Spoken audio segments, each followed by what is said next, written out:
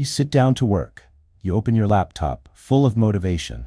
10 minutes later, you've checked your phone twice, opened 3 tabs, and somehow ended up scrolling through something you didn't even care about. Sound familiar? We live in a world where everyone wants focus, but no one has it. We call it short attention span. Swami Vivekananda called it a restless mind. He said, "The power of attention is the measure of a man." When your attention is scattered, your power is scattered. When your attention is one-pointed, you become unstoppable. So today, let's uncover why you really can't focus, and the timeless cure Swami Vivekananda offered to train the mind like a laser beam. Most people think distraction is the problem, but distraction is only the symptom. The real enemy is mental restlessness. Vivekananda said, "The mind is like a monkey, restless by nature, jumping from branch to branch. That monkey is what you're fighting every day. You try to focus on one task, it jumps to another. You sit to read, it thinks of dinner. You start meditating, it starts planning the future. This constant movement drains your life energy, and when your energy leaks, focus disappears. Modern science now agrees. Neuroscientists call it attention residue. Every time you switch tasks, a bit of your focus stays stuck in the previous one, like fragments of open browser tabs slowing your computer. Vivekananda simply called it wasted prana. He said, every ounce of energy wasted in thoughtless movement weakens the soul. That's why people today feel tired, even after doing nothing. Your mind is running a marathon while your body sits still. Focus isn't about forcing your mind to stay still. It's about directing energy. Vivekananda said, concentration is the essence of all knowledge. The more concentrated you are, the more power you bring to bear on one point. Imagine sunlight. Scattered, it just warms the skin. Focused through a lens, it can ignite fire. Your mind is that lens. But right now it's full of cracks, distractions, noise, overthinking. Vivekananda believed the purpose of spiritual practice, meditation, and work itself was to polish that lens until it could reflect truth clearly. So the question isn't, how do I focus? The real question is, where is my energy leaking? Let's look at the silent killers of focus that Vivekananda warned about. 1. Sensory overload. He said, our senses drag the mind outward. The more we run after pleasure, the weaker we become. Every time you reach for stimulation, music, gossip, screens, you're teaching your mind to live outside itself. 2. Negative emotion. Anger, jealousy, fear, all scatter prana. He called these vibrations of weakness. The moment you hold resentment, you lose mental power. 3. Inconsistency. Jumping between goals, habits, or ideas splits your will. Vivekananda said, take up one idea. Make that one idea your life. Because energy flows where attention goes, and divided attention means divided life. So how do you fix it? Vivekananda's cure was simple. 1. Stillness. You can't focus a shaking mind. The first step is to calm it. He said, the calmer we are, the better for us. The more our nerves are steady, the greater the work we can achieve. Begin each day with 2 minutes of silence. Sit, breathe slowly, and simply observe.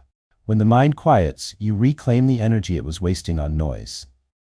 2. Control. Once the mind is calm, the next step is command. Vivekananda said, the mind must be trained to obey. Give it a simple order. Stay with this one task until it's complete. When it obeys, celebrate. When it rebels, stay patient. Each act of control strengthens the will. 3. Direction. Finally, channel all that energy into one idea. He said, let the brain, muscles, nerves, every part of your body be full of that idea, and just leave every other idea alone. That's real focus. Total alignment of thought, feeling, and action. When Vivekananda was a student, he was known for extraordinary concentration. Once, while reading a book, he could memorize entire pages after one glance. A friend asked how he did it. Swamiji smiled and said, because I read with my whole mind. He explained that most people read with half their attention, one part on the book, the other wandering. But he had trained his mind to enter one thing at a time, fully. That's the difference between effort and mastery. Effort divides energy. Mastery unites it. Let's bring Vivekananda's method into your daily routine. Here's a simple 3-minute focus reset drill. Minute 1. Withdraw the senses. Close your eyes. Take one slow breath. Notice all the noises around you. And decide not to react to any. You're teaching your mind, I control what I pay attention to. Minute 2. Anchor the breath. Breathe in 4 counts, out 6 counts. Long exhale, calm nervous system. Feel your heartbeat slow. Minute 3. One thought only. Now bring to mind one goal, one task, one mantra. Maybe it's finish this work. Maybe it's peace. Hold that single thought like a flame, steady and bright. This small drill retrains your brain for stillness and direction. Do it once daily and you'll notice your focus lasting longer, your anxiety fading faster. Vivekananda lived by a rule that all successful people still follow today. He said, "The secret of success is concentration of the mind." Pick one thing and do it with all your heart.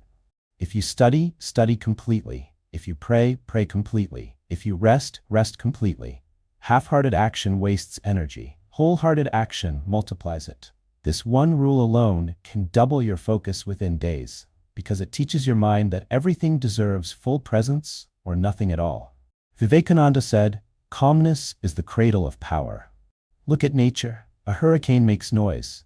A mountain doesn't, yet it stands unmoved. That's what your mind should become: steady, silent, powerful. When calmness becomes your default state, focus becomes effortless. You no longer chase motivation. You operate from clarity. The mind stops asking, "What if?" and starts saying, "Let's do. Let's make this real." For the next 7 days, follow this simple rule. Do one thing at a time, completely. When you work, keep your phone away. When you talk, listen fully. When you rest, stop thinking about work. Before sleeping, reflect. Where did my mind wander today? The awareness itself strengthens attention. By day 7, you'll feel different. Your thoughts slower, your presence deeper, your energy higher. That's not magic. That's mastery and progress. The world is full of people chasing productivity hacks, but true focus isn't a hack, it's a habit of the soul. Vivekananda said, "You cannot believe in God until you believe in yourself." And believing in yourself starts with controlling your mind. Because a scattered mind can't create, can't love, can't grow. But a concentrated mind, even for 5 minutes, can change everything. That's why Vivekananda's cure still matters. He didn't tell us to escape the modern world. He taught us how to conquer it from within. Take one deep breath. Feel your awareness return to this very moment. Now, repeat softly, "My focus is my power." Say it once more. "My focus is my power." Comment it below. Let it be your affirmation for the week. Because when your mind finally learns to obey, there's nothing in this world you cannot achieve.